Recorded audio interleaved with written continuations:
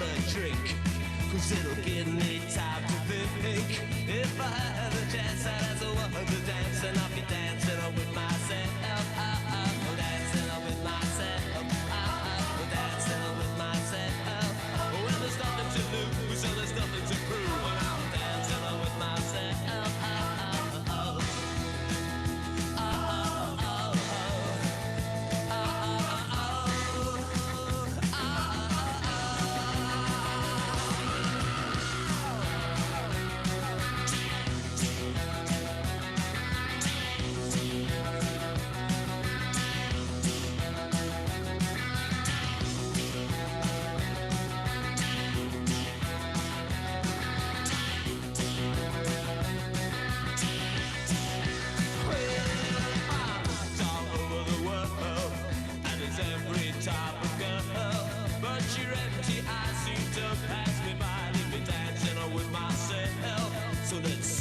Another drink, 'cause it'll give me time to think. If I had the chance, I'd ask a woman to dance, and I'll be dancing with myself. Dancing with myself. Dancing with myself. If I had the chance, I'd ask a woman to dance. If I had the chance, I'd ask a woman to dance. If I had the chance, I'd ask a woman to dance.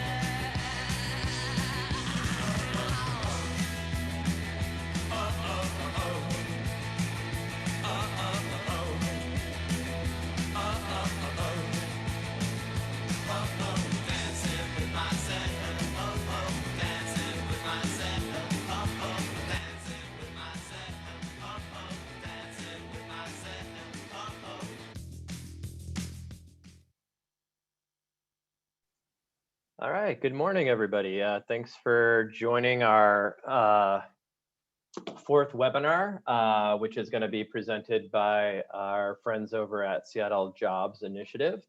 As we always say, as we launch into our webinars, just wanted to remind everybody to be present, respond in the chat, type your questions, active listening. Please mute yourself when you're not speaking. If you need to kind of, as we're all in our Zoom moods, take care of your bodies as needed. And, we're all here to learn, so don't feel bashful asking questions or feel silly. There's no stupid questions here. We're all learning, so definitely ask questions as they come up. So today we're in our fourth webinar, which is all about funding and money. So it's the money talk, and so glad to have you here today. And then we'll talk at the end about our last two webinars, which will be around capacity building or building capacity, and then the technical assistance cohort and next steps. So we'll talk a little bit about those once we get to the end of the webinar today. So let me start with, let me see if I can bring it up. Hang on one second. So I wanted to kick off with a poll. So 2 questions here. Let me launch this for you. So the first question, what type of Zoomer are you? And then the second question is just, how's everybody feeling today? So take a couple of minutes and answer those questions, and then I'll share the results with everybody.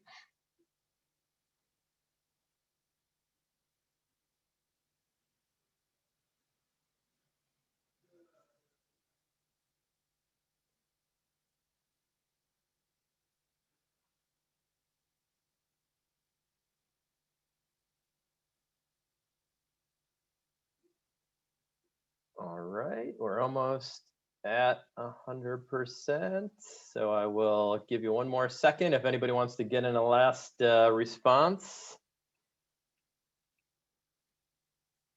All right, so let's see how let's see what type of Zoomers we have on the call today. So let's see. Lots of people are not interested in the camera. Makes sense. We're tired of looking at ourselves. We have some pajama wearers today. The unmuting, pretty typical. And then most people are feeling pretty happy today. We have a couple masks, but hopefully we'll cheer you up after this webinar. So after we talk about money. So thanks everybody. Just a nice way to get started and kick off the webinar today.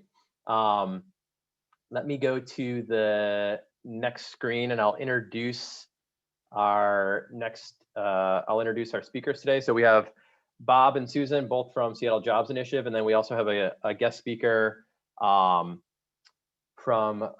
Goodwill, Samantha, who will be speaking near the end. So with that, thank you all again for attending. I hope these webinars are valuable for you, and I'll turn it over to you, Bob. Yeah, thanks, Greg. Yeah, if you want to go to the next slide. Yeah, I'll be doing an overview here of the agenda. But first, before I do that, I want to, kind of make some disclosures here about what you're going to hear today, kind of set up some expectations for this talk. First of all, that you're not going to walk out of here today, out of this webinar, with a SnapENT budget for your organization.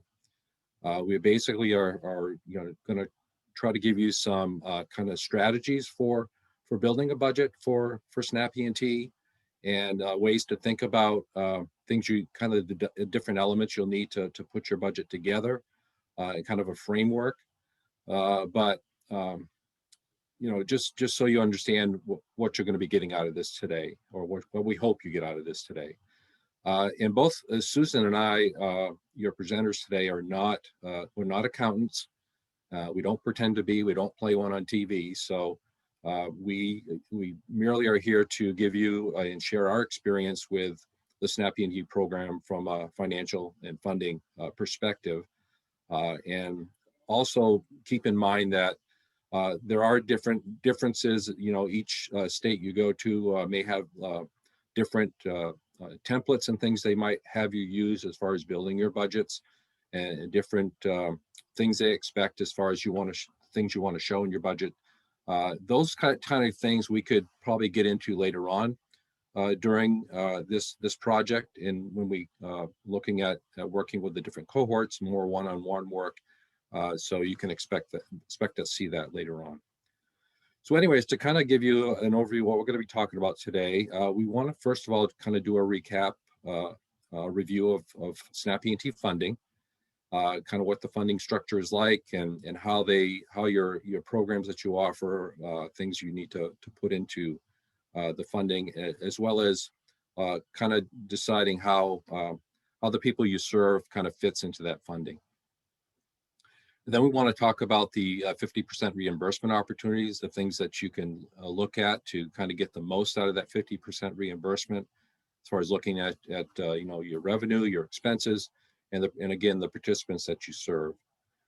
Then I'm going to turn it over to Susan, and she's going to go a little bit more into detail about program budget, the things that, again, the elements that make up that budget, and then giving you a little more information about thinking about your revenue expenses, and what things might be allowable, what things are not allowed, and then also getting into different types of funding that you might have, that you might want to put together and to help build your budget. Then we're also going to hear from a real live example. Seattle Goodwill is here. Samantha is going to talk about their example and how they put together their budget for SnapENT. And they've been a SnapENT provider for quite a while, so have a lot of experience with this. So Greg, if you want to go to the next slide. So again, just a review of SnapENT funding and how that works. So when providers that have said they want to be part of the state plan submit their budgets, and the state or the SnapENT agency will put all those budgets together and submit them as part of their state plan. And once that state plan is approved and the feds authorize those funds to be distributed to the state, then the state will contract with the agencies that have submitted those budgets and get them ready to start providing their services under SNAP E&T.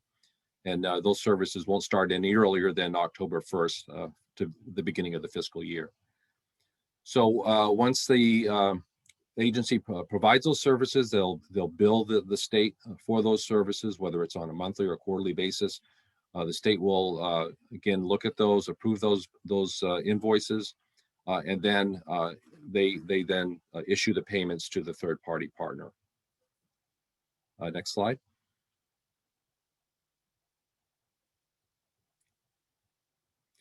So one of the elements, of course, you got to look at in building your budget is the services you provide. And we know that employment social enterprises, the services they provide line up very well with the SNAP E&T components.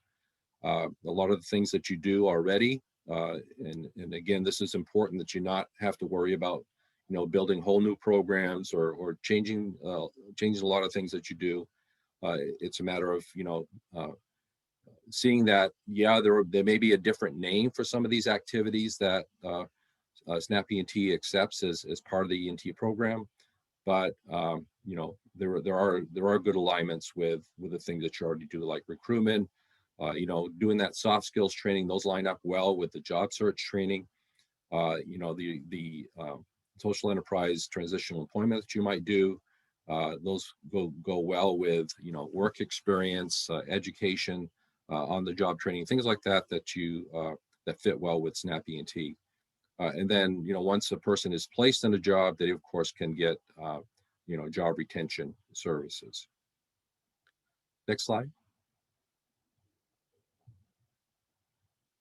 And then again, of course, the other element is the people that you already serve. Again, not having to do any special recruitment efforts or anything like that to get the people, because you might already have people that are, have little or no income and are receiving SNAP benefits.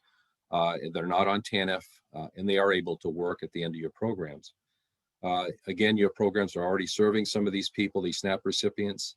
But if they're not on SNAP already, they're probably eligible for SNAP because of their low income. And then the only thing that might be additional that you'll need to add to providing services for these individuals is you need to do some additional tracking of their progress and efforts in the programs, and the case management that might be needed to make sure they continue being successful at what they're involved in, the activities they're involved in. Next slide. So let's talk about the 50% reimbursement opportunity. Next slide, please. So this lines up well with kind of the things that an organization is going to need to really optimize that 50% reimbursement opportunity. Again, making sure that the funding that you're using to support these programs are non-federal funds, and they're not being matched, being used to match another federal program. They have to be tied, of course, to the SNAP E&T activities, and that the individuals involved in those activities, the participants, have to be SNAP E&T eligible. In other words, on SNAP but not on TANF. Next slide, please. So in looking at the revenue sources that you have, you look at whether or not you have any revenue that's not eligible for reimbursement. Again, if you have any federal grants or anything like that would not be eligible for reimbursement. But other things you might receive, like private donations, foundation grants, and especially with social enterprises, we know they have social enterprise revenue that is certainly eligible as long as it's not being used to draw down any reimbursement from any other federal programs. Next slide. So the other thing you want to look at is, of course, your staff in your program that are running your programs, and whether or not they're the salaries that they receive and the fringe benefits they receive are eligible for SNAP E&T reimbursement. There are certain services that are not eligible if there's an individual that's doing any, for example, chemical dependency counselor, or somebody that's contracted to do mental health support. Those things are not not eligible for reimbursement. So you would take those out of the equation. And also you're not allowed to pay for participant meals. So these are some, some of the more common examples that we see that are not eligible for reimbursement, but all these other things should be eligible, and that's kind of give you your starting point for building your budget. Next slide, please. And the next thing, of course, would be looking at your participant population, the people you already serve, and deciding what percentage of those people are already like on SNAP or potentially eligible for SNAP that you could serve under using SNAP E&T funds. So again, you would look at folks that if you know they're receiving TANF, of course those folks would not be eligible. And then there may be folks that are not eligible for SNAP, either because of income or maybe because of their citizenship status. If they're not a non-citizen, certain non-citizens are not eligible to receive SNAP benefits. Next slide, please. And then you're going to be working out kind of the percentage of your programs and salaries and things that you're going to be able to use in your budget. And this is the basic way of doing that, is looking at your total population that you serve during a certain billing period, and putting the number of SNAP E&T clients that you potentially would serve over that to get your percentage. And we know for when you're first building a budget that this is basically guesswork. It's your best estimate of what this might be based on past experience. So this is something that we understand is, again, going to be a best guess, but it gives you kind of a way to kind of cost allocate those different expenses that you have. Next slide, please. So there's kind of two methods that you can use to kind of build this budget in kind of estimating what your expenses are going to be. If you use actuals, in other words, those would be expenses that are specifically going to be used for SNAP E&T participants. Any specific training, or training that you build, materials that you use specifically for SNAP E&T participants, you can use those actual costs for those things. The other method is one that we just explained, which is the allocated cost. So in other words, you have programs that you run, and they're not all entirely SNAP E&T participants. Some may not be. So you're going to, build that percentage, the cost allocated percentage you can use to break out the different costs for things like your building maintenance, utilities, insurance, and your staff training. Next slide, please. Then there's indirect costs. We do allow indirect costs to be built into your budget. Those are things that you may not have as far as a line by line breakdown of the cost and cost allocated. If you have, there's three methods you can use. If you have a federally approved indirect rate, so you've had federal contracts before and you've had a federally approved indirect rate from a federal government agency, then you would have a letter showing proof that you have this approved indirect rate, and then you could use that in your budget for SNAP E&T. If you don't have that, then you could use a de minimis rate of 10% for the things that you're not breaking out line by line. And then also you could figure a cost allocated indirect rate and have that approved by the SNAP agency that you're contracting with. So those are the three methods you could use. Next slide, please. So I'm going to turn it over now to Susan to talk more in detail about program budgets and kind of how the framework for those. Susan? Thank you, Bob.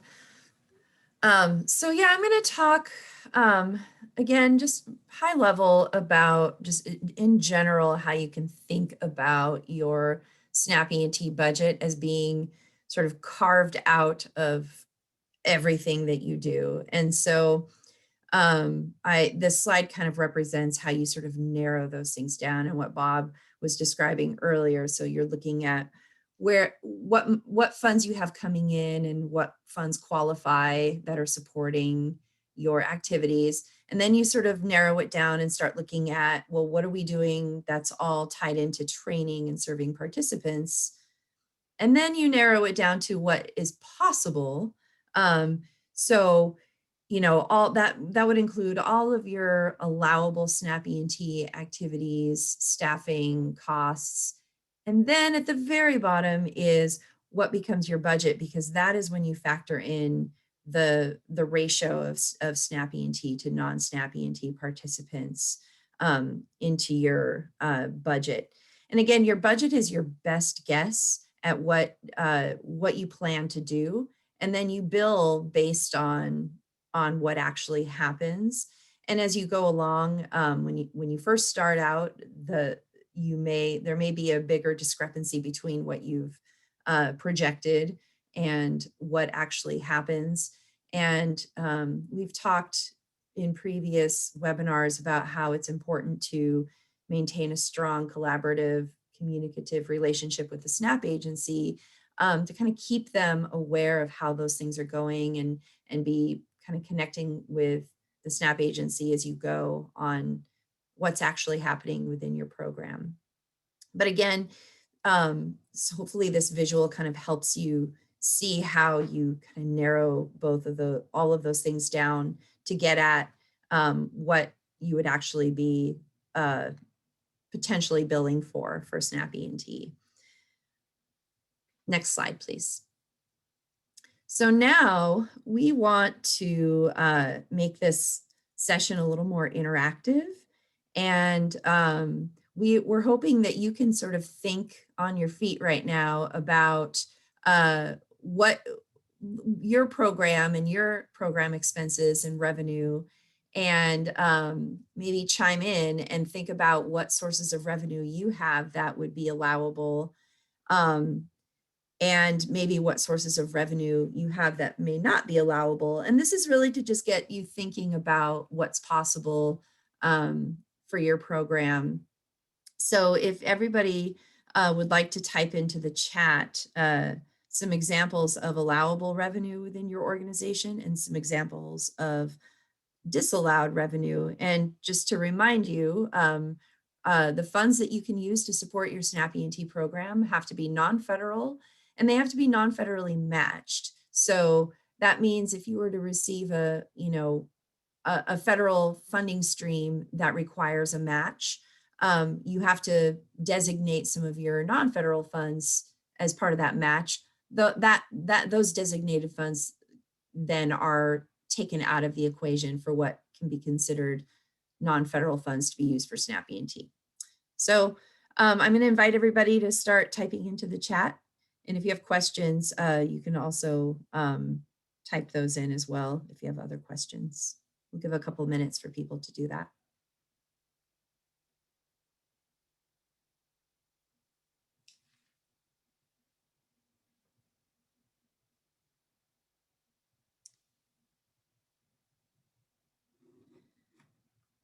I see one, county property tax levies. So that's a source of revenue that's not federal, that supports the program.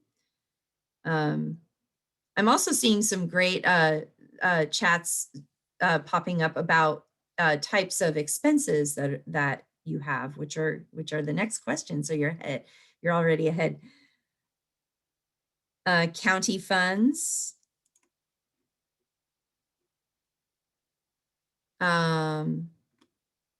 County funds that are serving specific individuals, justice involved individuals, some disallowed funds, VOCA funds issued via the state to fund victim services. I am not familiar with those funds, but they're federal. So let's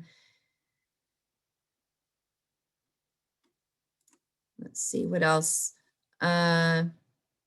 Local foundation grant is allowable, not allowable. CSBG, that's federal, that's correct. Federal grants, disallowed, allowed. Social enterprise funds. Foundation grants are allowable. WIOA funds are not allowed. Corporate grants, state grants.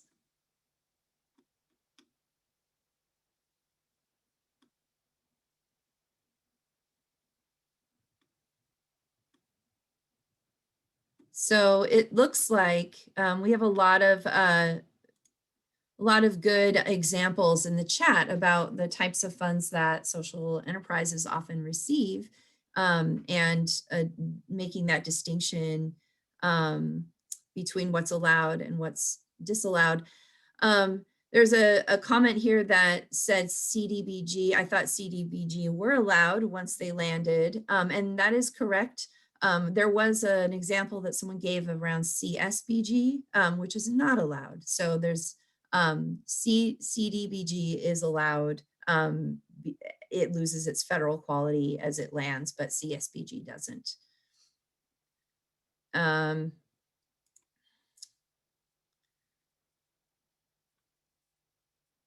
City funds, TRIO federal grants are not allowed.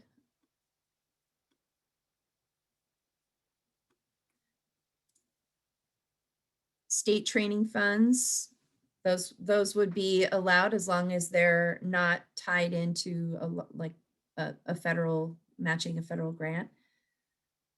Someone said Fsat reimbursement funds, Fsat often being another way to just a lot of it's Snappy and T, and that is correct. So when your reimbursement comes through, your 50% reimbursement comes through, it also loses its federal quality and can be considered part of your non-federal revenue.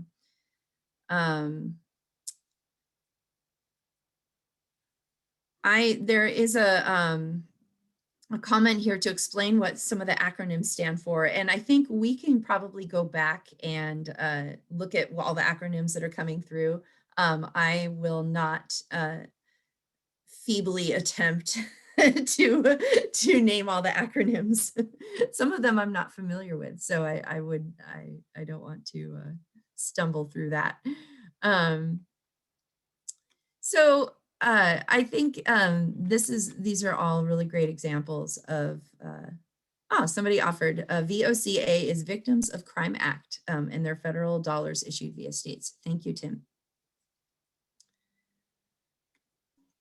Susan or Bob, I had a question for you all that I wonder if it would help people also in terms of framing the conversation. Like, as they're approaching their budgets, how would maybe people in different stages approach this process of, let's say I'm not a third-party provider yet, but I want to be. Why do I do this budget process? And then maybe I'm involved, maybe I am a provider. What's the value of doing this budgeting process, or what's the why behind it? I wonder if you can maybe frame those two so that people can start thinking through how they approach this budgeting process. Sure. So in the first case you mentioned, so if you're not yet a provider and why is this an important part of your process of assessing whether you want to be a provider? It comes down to the potential that for building, for support and for capacity building. And so is this worth it for your program? Is what you're doing and the way you're supporting your program currently, does that fit well within Snappy and T? There's no way around saying that there's effort involved in operating a Snappy and T program. So you kind of have to do a cost benefit analysis of the whole thing to make sure it makes sense. And so this is a good place to start to look to analyze what you're doing. And it really does, when you're looking at the budget, it captures kind of everything you're doing, because it's how you're funding the services you provide. And it then also captures your allowable services, and then as well as the participants. So it really, thinking back to that Venn diagram that we've used a lot, finding that sweet spot with the right funds, the right services, the right capacity, and the right participants. This is looking at your budget really hits on that. And for the second kind of framework for providers who are already Snappy and T providers, I think it's really helpful to continuously look at what you're doing, because as you get, well, first of all, you have to make a budget every year as part of the state plan. So the SNAP agency asks for your annual budget. Things are changing as you go along. And you might, as you get more comfortable operating this program, you can sort of think more critically at looking at more, just analyze your budget more carefully to see where you might be missing opportunity to bill for allowable costs. You know, we often, as consultants, advise you know, always to kind of start small, start with what's obvious, so you can get comfortable and sort of build your capacity and build your experience. And as you go along, you might see opportunity to bill for more of your expenses. So this is a good exercise to sort of reflect back and see where you're at as you build a better understanding of your program. Are there any other questions about revenue that anybody wants to put in the chat right now? Otherwise, we'll move on to the next one. There's a comment, once the reimbursement is received, the SNAP team funds lose their federal identity. That is correct. So those funds can be reinvested back into the program. And that is from Josh, regional analyst from the USDA FNS. Thank you, Josh.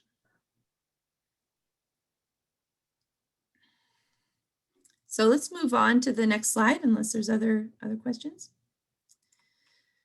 So same thing that we did before, but this time we're going down the crossing the revenue line and into the expenses category. Type into the chat, name 2 allowable expenses that you have in your program, and then name 2 expenses from your budget that aren't allowed with SNAP E&T.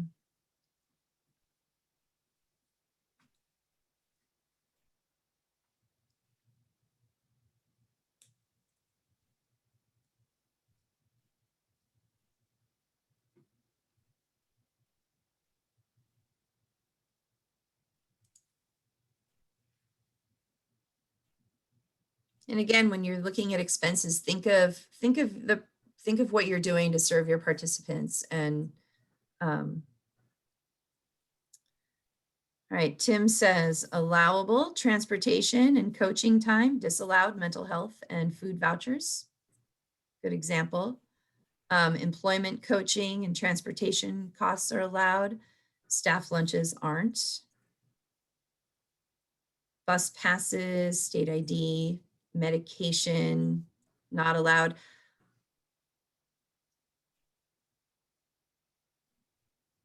Classroom instructor salary, van to transport participants to work site are allowed, not allowable. Rapid rewards for job milestones for participants. So that's a good example. So rapid rewards, like being like a stipend, that is correct. Like stipends are not allowed. And when, so this Casey mentioned the van to transport participants. So yeah, no matter how your transportation in general is allowed, so you're able to cost allocate the expense of a van that would be used to transport a whole group of participants. If it's carrying, you know, a percentage of SNAP E&T participants, then a percentage of that expense can apply. Stipends are not allowed, correct.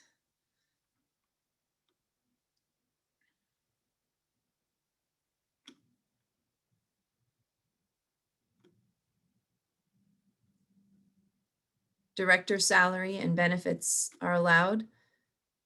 That's correct. And again, I want to highlight that one from Jane, because so if you're looking at, you know, staff who are involved, but maybe not necessarily directly involved, you can still, once you've determined what sort of percentage of their effort is supporting the training and the SNAP E&T activities, then you can apply that percentage to SNAP E&T. So, and those are important.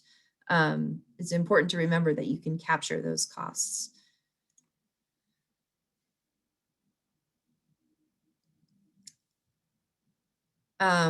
a question from Paul: would savings incentives and attendance incentives be allowed? My answer to that, without being the authority on policy, would say no. I think if I was being asked that question, I would probably say it would be considered a stipend. But it's good to ask, and it's always good to talk to your SNAP E&T agency, because some of these become gray area, and it's always good to clarify to make sure that you're not missing an opportunity.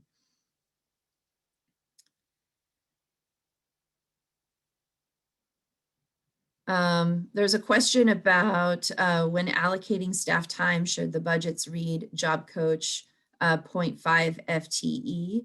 And yes, so just in general, yes, when you're laying out your budget, you do have to indicate the percentage of FTE that you're applying to your SNAP E&T expenses. So good observation there, and just good question.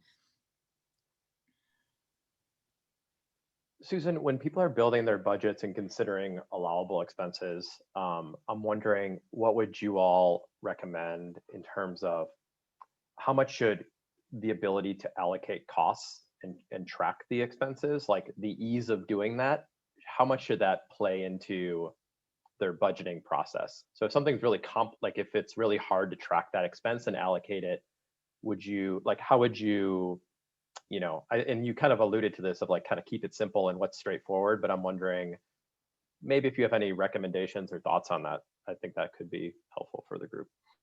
Yeah, I think really, I would say talk to your fiscal department and your finance staff for one, and see how sort of gauge their sort of comfort level and understanding about cost allocation in general, because they can offer kind of good guidance and sort of set the tone for their comfort level of sort of how deep you dive, especially initially. But as a general rule, I would suggest keeping it simple as you start out. And again, like, you can sort of don't overwhelm yourself with the finer points when you can see some really obvious return without having to do a lot of really complicated math. So that would be sort of my advice, like, start simple. But also, it really depends on the organization too, about their comfort level. You might have had to do this in other with other funding streams. And so if your organization is really comfortable and already has these methods kind of documented out, because that's the other thing, is when you're applying cost allocation, it's likely that the SNAP E&T agency is going to want to see kind of your methodology and have it that documented. So be prepared for that. So start easy and start with what's obvious, but also, gauge your comfort level by deferring to what your fiscal team is saying and what their comfort level is, and tracking and accounting for that. Hey, Susan. So this is Yes. Nick from SGI, and I don't want to put my colleagues on the spot here, but either you or Bob want to just say something briefly about how to look at social enterprise revenues, because, in one of the initial examples, there was a good amount of revenue coming in through the social enterprise. And how do you look at that revenue in terms of eligible and not eligible? Again. Sure. Yeah, that's a really good point to make and question to ask. So, depending on the business you're running, you might have your social enterprise revenue might be very largely tied to the actual services you're providing. And so in some budgets, a lot of that revenue might carry right over to your training expenses. And I think an example would be CEO, and maybe Casey, I might ask you to talk more about that, especially if more questions come up about that.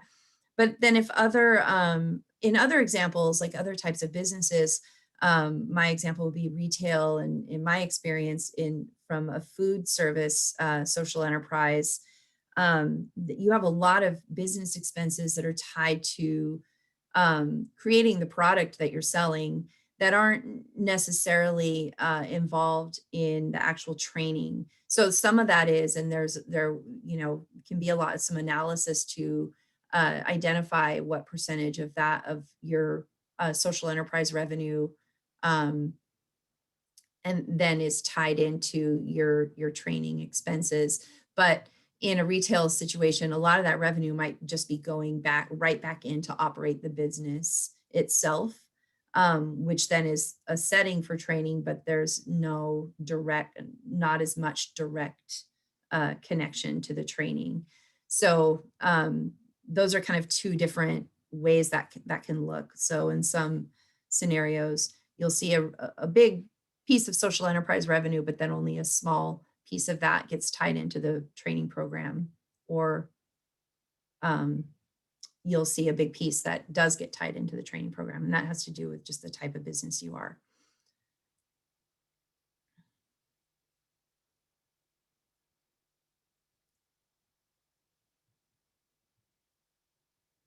Any other questions from the audience or from my colleagues about things that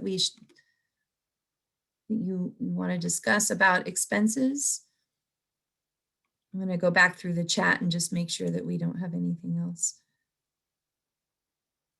So somebody asked, Dan asked about, does that mean that a portion of our costs of goods can be allocated as an allowable expense? I will give you a very specific example from my own experience. I worked for a long time for a food service social enterprise in Seattle called Fair Start.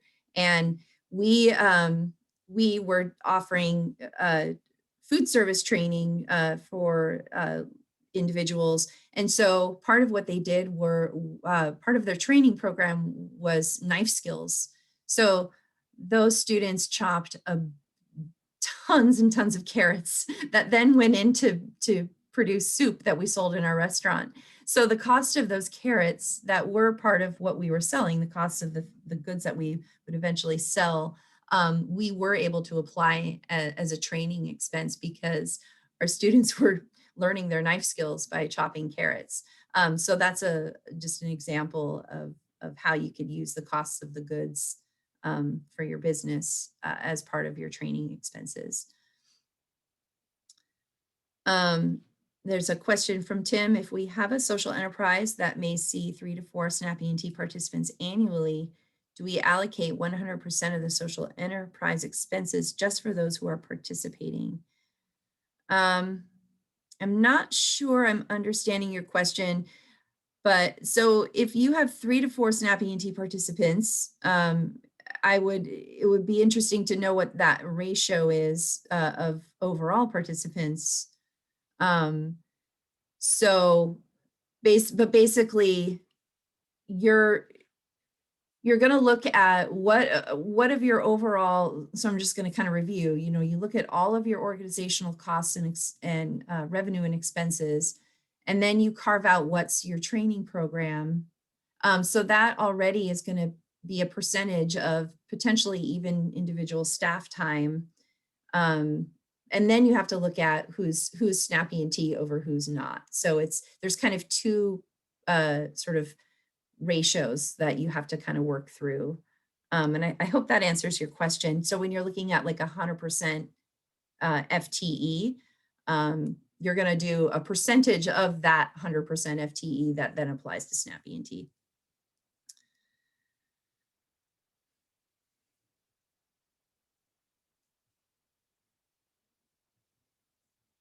Any other comments or questions about expenses or just in general?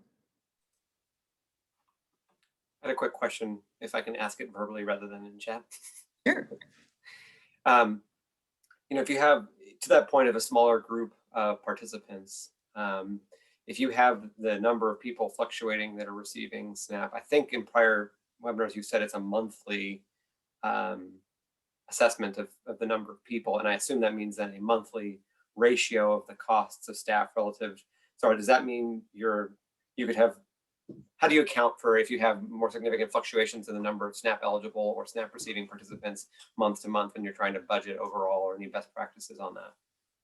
Yeah, I think, you know, that's a really, it's just good insight. Your question reflects good insight into some of the challenges of getting started with SNAP E&T. And there's no simple answer. I think you have to kind of make your best guess. So look at trends, you know, sort of take a 30,000 foot view of what you've done over time and try to find the middle ground. You don't want to overstretch. There's no reason to overstretch initially. So you may want to err on the conservative side of what your ratio is, but also look at who you might not have been able to capture in the past that could be eligible. So consider those factors too, or who you might be able to see coming through through your doors, through different outreach channels, or referrals from your SNAP agency even. But yeah, you know, it's kind of your best guess. Look at what's happened over, you know, a couple typical years, and then kind of find some good middle ground. And you do have to assess whether, you know, where it becomes worthwhile. That, I mean, that's just the reality of it. But I think also talk to your SNAP agency and kind of engage them, have that dialogue, and they might be able to help advise you about where that good middle ground might be.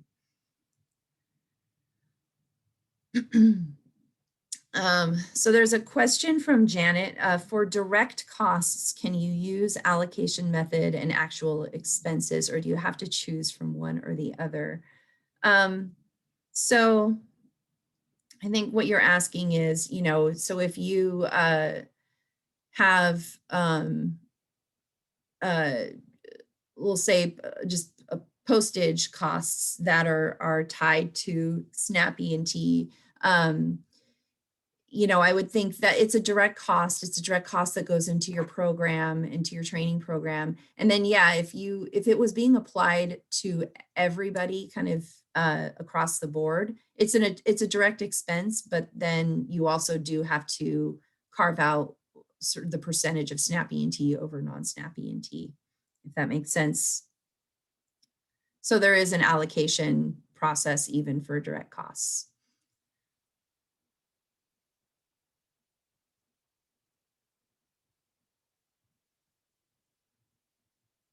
Janet, did that answer your question? You can you can follow up if you'd like.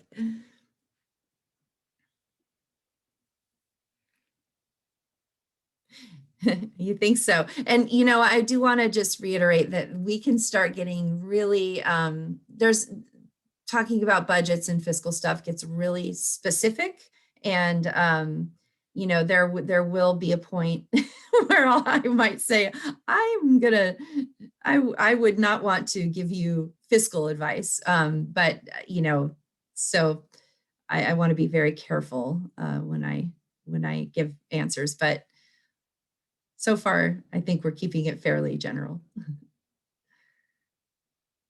Any other comments or questions about expenses? Otherwise, we'll move on. All right. So this is sort of that last piece of assessing your eligible participants. Just like before, type into chat, considering your current participant census, how many do you think would be eligible for SNAP E&T? And then sort of as a follow-up, what strategies do you currently have in place to assess SNAP eligibility and then SNAP eligibility for SNAP E&T? And this question is to really get at, like, are you already sort of making that determination, or is that something that you might have to build into what you do? So go ahead and type into chat. And then also, as before, if you have some general questions, feel free to put them in.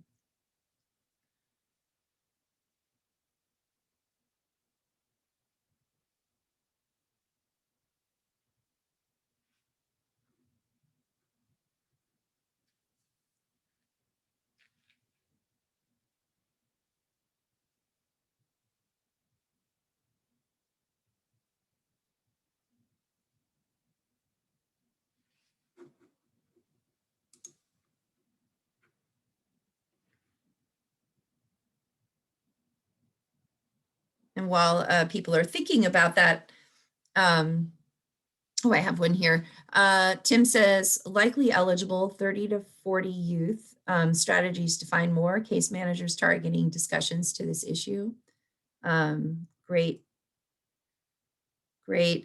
insights. So yeah, you know, I'll go back and give my own sort of just experience in this. When I was working for a social enterprise many years ago, when we just started using Snap E&T, we had a huge percentage of our participants were not on Snap when they could be. And it really caused us to start thinking about having those conversations up front and how that helps them in general, just accessing those benefits. So here's some other examples.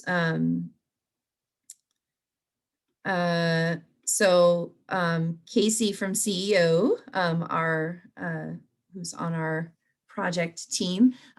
So for CEO, 70% were eligible, and they asked participants during orientation if they have SNAP benefits or need help opening an application, talk to or referral sources, parole officers about what they do to help with SNAP benefits. Great example. Joe says about 50% of clients are SNAP E&T eligible. Initially, we'll look at number of clients in our housing services as a base for the first application. It's a good idea. Susan, if I could just make a comment, I'm sorry, Sure. just to make a comment about the individual that said that many of their participants are TANF recipients. Just keep in mind that states are encouraged to kind of use SNAP E&T as a diversion strategy for folks to kind of save their TANF months, because we know that TANF is time limited. So you may even have folks that are on TANF now that may have used up all their time. So this is a good way for them to continue their training and everything and have it funded by SNAP E&T. So it's kind of a good thing to kind of keep in the back of your mind that, you know, they're on TANF now maybe, but may not always be on TANF. So. Yeah, good. That's a great point. And just a very critical thing to just notice up front is how many are receiving TANF in general. Let's see, let's find some more examples. So Elijah says they provide a SNAP E&T consent form at orientation for all participants in the case that they're currently eligible or will become eligible. Any participant that indicates they are not receiving SNAP can receive assistance from staff to apply. That's a great approach to ensure that everybody who is eligible is taking advantage of that benefit. Dana said, and so Dana's comment is I think the comment, Bob, that you were responding to. Many receive TANF. Erica says 70% would be eligible. They use questions during intake and application to find out if they're eligible or already receiving SNAP benefits. Jessica, 95% of the population would be eligible. They ask upon intake if they're utilizing assistance for their demographic tracking. That's great. And sounds like there's a lot of opportunity for your participant population.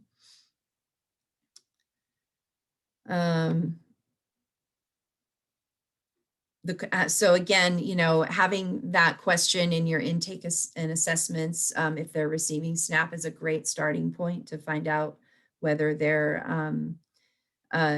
potentially SNAP E&T eligible. Some programs are saying about half are eligible. A lot of, so this is, we hear this a lot of participants or some programs say their participants are hesitant to get on SNAP because the benefit is so minimal. And for SNAP E&T, you can even, we know there are cases where they actually get a $0 amount, but they're still eligible for all of the benefits that come with being a SNAP participant, SNAP E&T being one of them. but it is a conversation to help your participant if they're, you know, if they still want to participate in SNAP, even when they're not receiving much of the benefit. That can be kind of a conversation to have, and to help your participants understand the benefits of being SNAP E&T participants.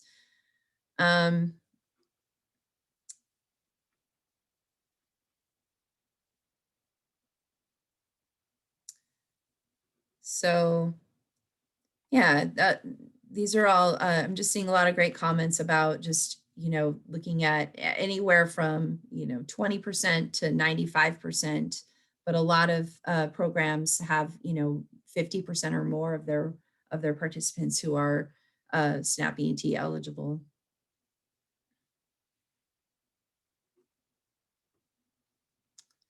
And again, this is really to just start to get you thinking about sort of that bottom section of that of that funnel.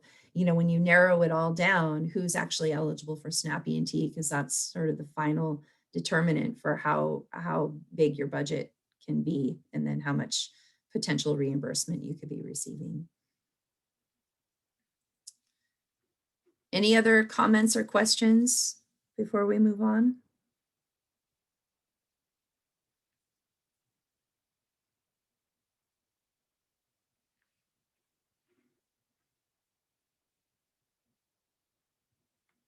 Okay. Well, I want to thank the audience for chiming in, and hopefully this has helped you start thinking about these elements of funding. Feel free to ask any more questions in the chat, and we'll also have room for more general questions and answers later. But otherwise, I think we can move on to the next slide. So I wanted to talk a little bit about managing your funding streams and sort of the different approaches of how, you know, to deal with these different streams of funding coming in. And, you know, some organizations really look at the opportunity to do what we call braiding funds. So really, you know, thinking at how their different funding streams could be coming in, and you can even look at sort of two different federal funding streams and how can they complement one another to leverage all that they have to offer to best serve your participants. So SNAP E&T kind of presents an opportunity for that. SNAP E&T often allows for a wider array of support services than other federal programs could offer. So you can look at SNAP E&T as kind of a way to complement what you're already offering. And then other organizations really draw a really hard and clear line between their federal funding streams to be really careful about not overlapping where that's because that's not allowed. So, you know, in either kind of approach, the important thing to remember is to not duplicate your services. I know in the fiscal teams that I've worked with, they call that double dipping. That's you want to be really careful of that. And so again, this is where, you know, you have to look at your organization's comfort level and understand kind of what approach you might take with your other federal funding streams. And maybe as you go along, you might feel a little more like taking the risk of doing more fund braiding to sort of get the most out of both of those funding streams and leverage them. But then again, other organizations are very careful and just very clear about those boundaries. Next slide, please. So some common issues that can come up when budgeting. You know, when you get down to the very bottom of that pyramid, again, unless, you know, it's going to be very rare that a full FTE is ever going to be applied when you're actually billing for SNAP E&T. And that goes back to, in any given moment, you're going to have a ratio of SNAP E&T to non-SNAP E&T. Even under the best of circumstances, you know, as SNAP benefits can lapse and participants might have to recertify and those types of things. So keep that in mind when you're thinking about what your invoices will actually look like. And then also just be careful about ineligible program expenses.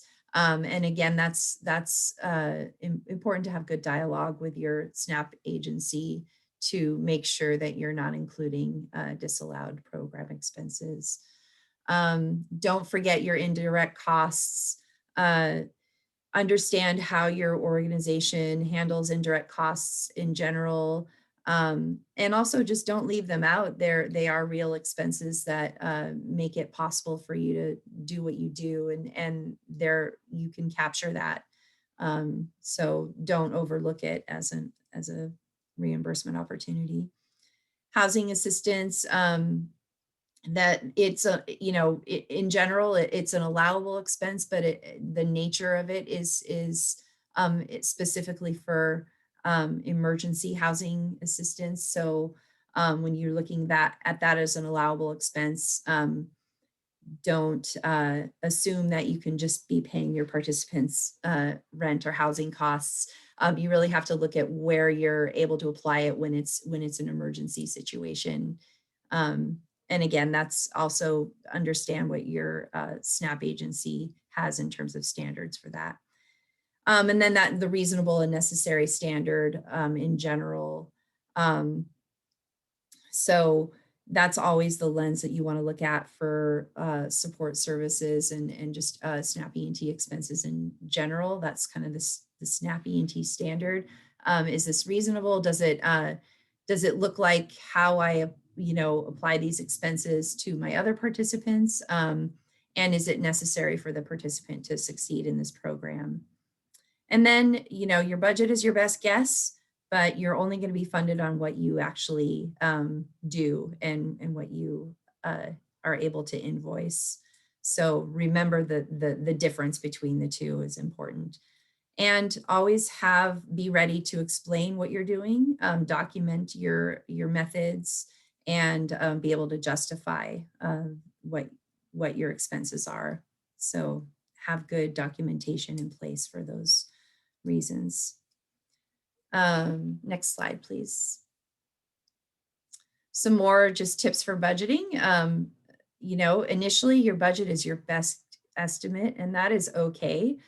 So kind of back to that question, David, that you had, you're not gonna get it right on the nose, maybe ever, but it's always your best guess, and you'll get better at understanding what your typical patterns look like as you go along. Again, just make sure you're communicating with your SNAP E&T agency. Don't leave out support services. They're really important for your participants to exceed, and it's a great opportunity within SNAP E&T to be able to get reimbursed for those. And then again, cost allocation, be sure to include the actual time and effort that is going in to this program. And again, indirect rates that I already mentioned. Next slide, please. All right, I'm going to hand it over to Samantha, our guest, who's going to talk about Goodwill Seattle. Thanks, everyone. Good afternoon. Can you all hear me? Can I get a thumb? Okay, great. Yeah, so my name is Samantha. I manage our SNAP E&T program here at Seattle Goodwill. We've had a SNAP E&T contract for about 11 years. I've been running the show for about 10. We have 5 training locations in 5 different counties. Just to give you an idea of what we look at, what we're doing, we serve anywhere between 50 and 110 students a month on average. An unduplicated number is somewhere around 500, 600 every year. COVID has sort of changed what those numbers look like, but that's our sort of average. So I'm here to talk about some tips and tricks for you all when you're doing your program, and some things that we've done to make it a little bit easier, some of the administrative stuff to make it a little less burdensome for staff and participants. Because at the end of the day, we really want to build a program that is accessible for our participants, right? So the first thing I'm going to talk about is the participant reimbursement, so the support services, which is good because we just talked about that. So we're going to talk about sort of duration of program, the types of services, and the method of purchase and receipt gathering. So things, allowable costs include, housing, transportation, certifications, sometimes tuition if you're a community college, licenses, anything that's sort of going to make the participant successful, or really, things like interview clothing, work attire, things like that.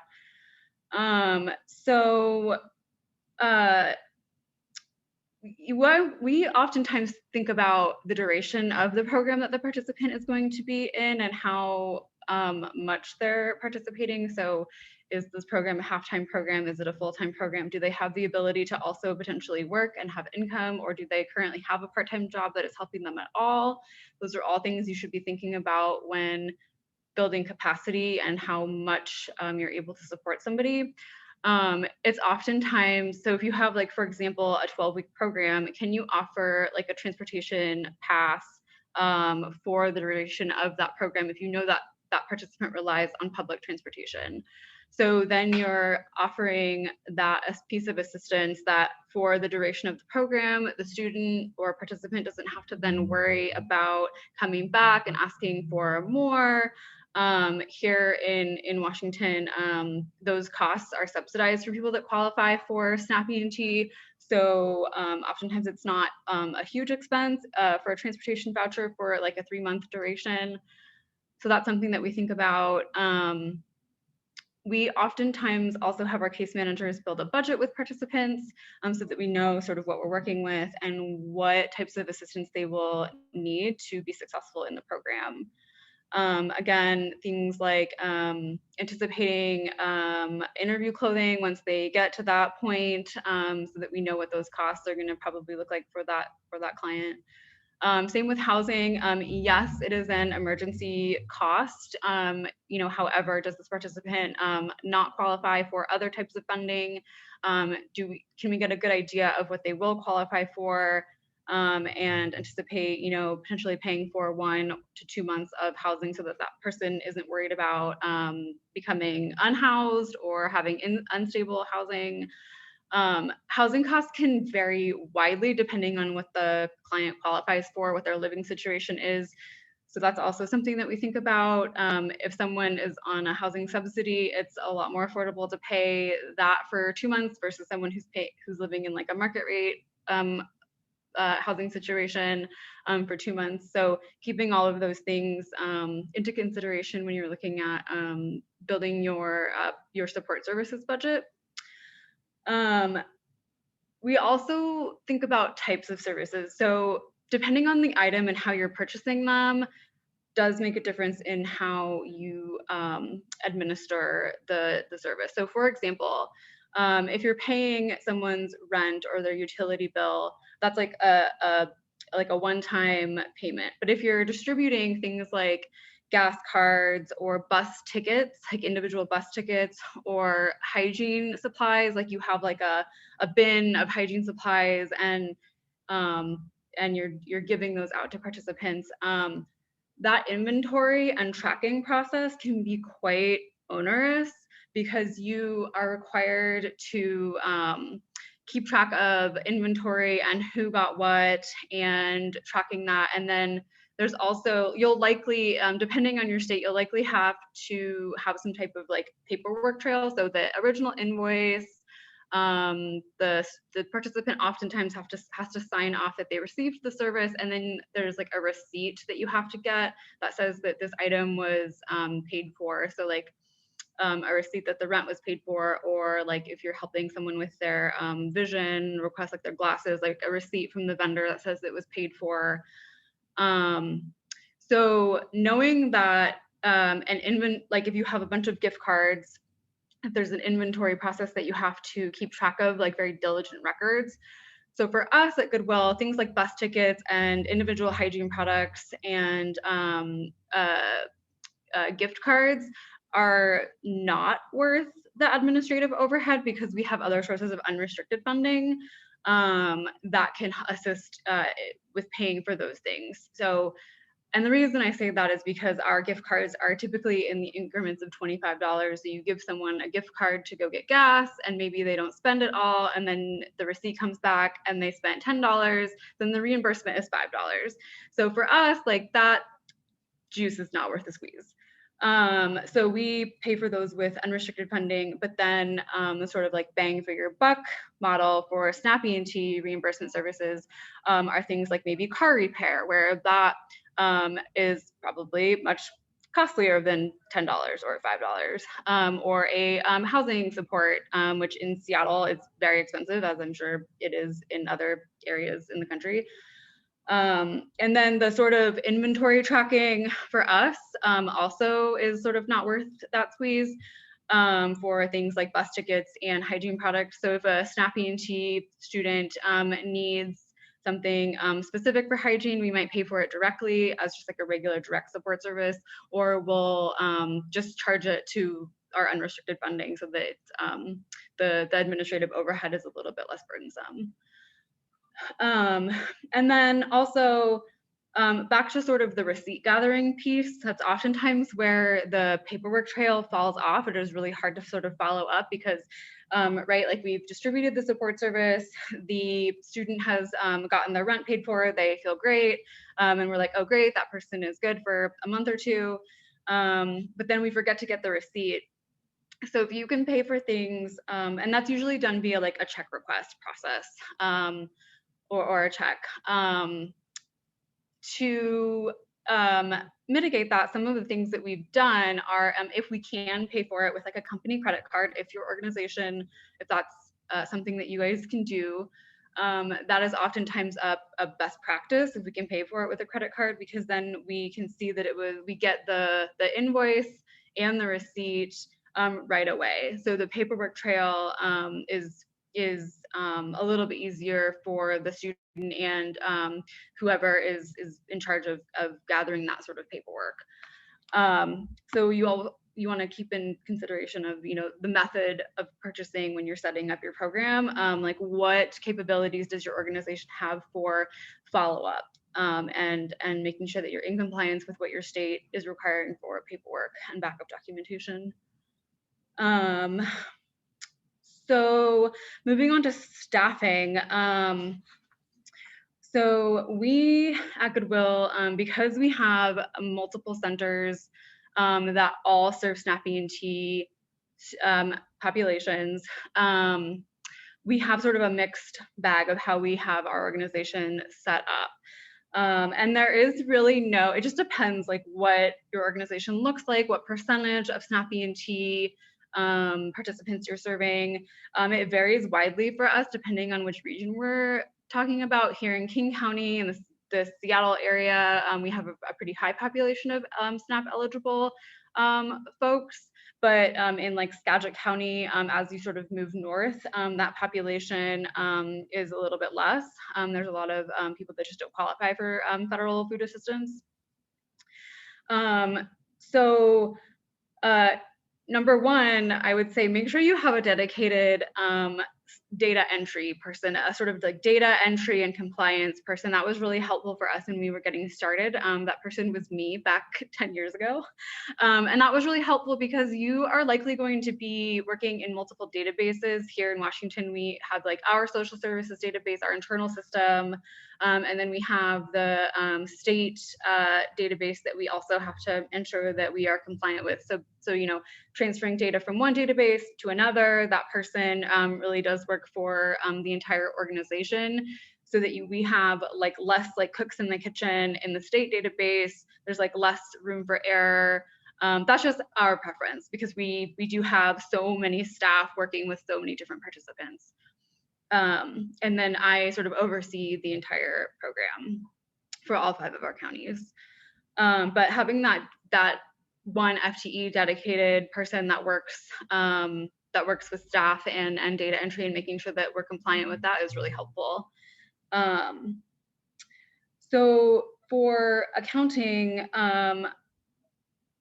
I really highly recommend having a really good relationship with your accounting department. And depending on the size of your organization, this could look differently. I know for smaller organizations, people wear multiple hats, but making sure that whoever is sort of helping you with invoicing or getting these budgets started, again, like understanding cost allocation and how you're coming up with your costs, and being sure you can trace back your building costs, your utility costs, making sure that you can trace those back so that everyone's on the same page, especially at the beginning if you don't have a SNAP E&T program currently. Making sure that everyone's on the same page. You'll work pretty closely together at the beginning, and then once the sort of wheels are greased, that relationship might be less cumbersome.